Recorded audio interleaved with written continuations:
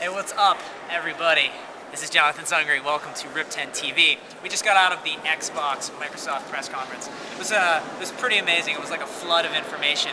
And right now, I'm going to give you my top 5 crowd-pleasing moments of the Xbox Microsoft press conference. So, starting out at number 5, the Fallout demo and video.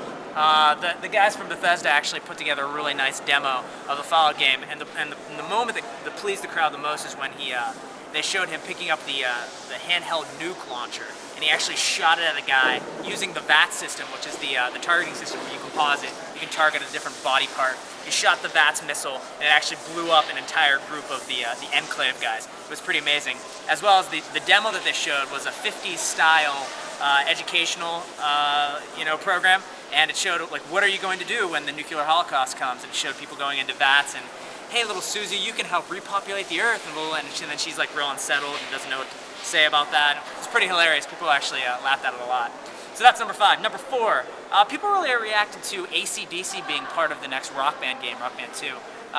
Very positive reaction to that, and also, strangely enough, not a negative reaction, but kind of like just a lull on the audience when Metallica was announced for Rock Band.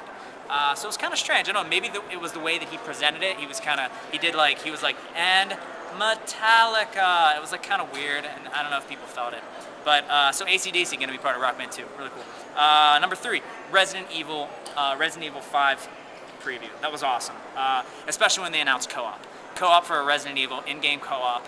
They showed the hero going to just a chasm between 2 buildings, and they're like, what are we going to do? How is he going to cross this chasm? And then up pops this girl character, and everybody's like, oh no, starts freaking out.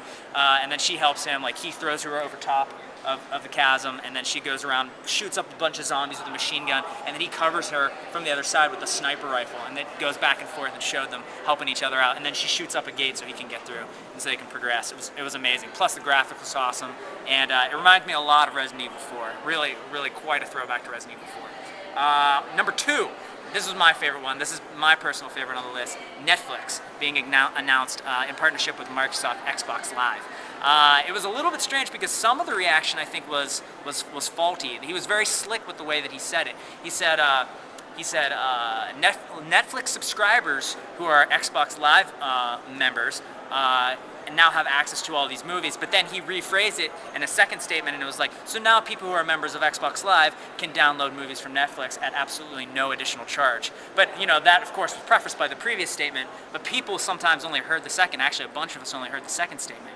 Very slick on their part. It made people feel like they're going to get tons of free movies, which they aren't. But it's still a super cool announcement. Netflix, are you kidding me? Partnering up with Microsoft, so that's awesome. Okay, and of course, number 1, Final Fantasy. What can you say? It was amazing, and it was really slick the way the guy did it from Square Enix. He went off, and after he did the what was the name of the game? The last game that they announced, the Last Remnant. Yep. Last Remnant looked really awesome. And then he goes off stage, and they start like finishing up Xbox Live.